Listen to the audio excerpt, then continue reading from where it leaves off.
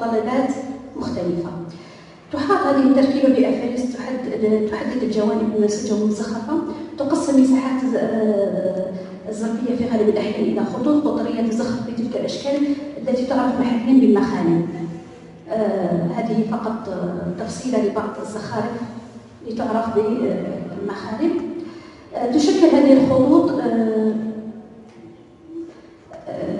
القطرية مجموعة من المعينات في بعض الأحيان متراكبات ثم تزخرف من جديد بخيوط مشطية الشكل.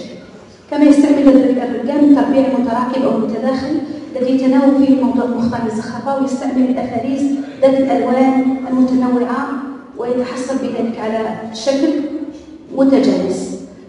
الرسومات التي نشاهدها أو نلاحظها هي تنتمي لسجل زخارف المغرب الإسلامي، وتعتبر من بين أقدم الفنون التي عرفت بالمنطقة. هي هندسية نستطيع أن نقول عنها هندسية رمزية، تذكرنا بتلك الموجودة في المغرب الأقصى، باعتبار أن يعني المنطقة تشكل امتداد لمنطقة الأطلس الأوسط والأطلس الأعلى، خاصة قبائل بني الزيان أية موسى، إلا أن الألوان تكون مختلفة. لقينا بلي تشابه مع بعض الزرابي هذه المنطقة في المغرب الأقصى، لكن هناك بعض الاختلاف حيث توضع المعينات في نفس طريقة الزرابي الأطلس الصحراوي، لكننا نجد خط المنقط يميز هذه المنطقة.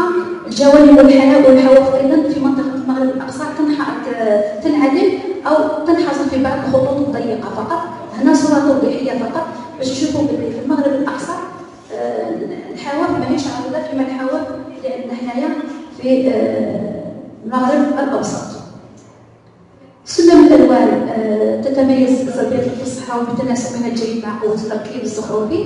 كما ذكرت الأحمر هو يشكل الخلفية، أحيانا يميل إلى البنفسجي ونادرا ما يكون بنفسجي قاتل. تلون العناصر الزخرفية المتمثلة في خطوط ذات أهداب بلون أزرق قاتم ليلي أو أسود، هو الأسود الذي سائد يعني بكثرة، الذي يعتبر من الألوان المفضلة. ترصع الزخرفة بالأبيض أي تحدد بها يعني حواشي الزخرفة. نفس الألوان توجد على الأشرطة المنسوجة عند الجوانب. نجد عموما لونين أساسيين مع بعض اللمسات بألوان مختلفة، وقد يعني أعطت هذه الألوان رغم بساطتها الزرقية قيمة فنية حقيقية.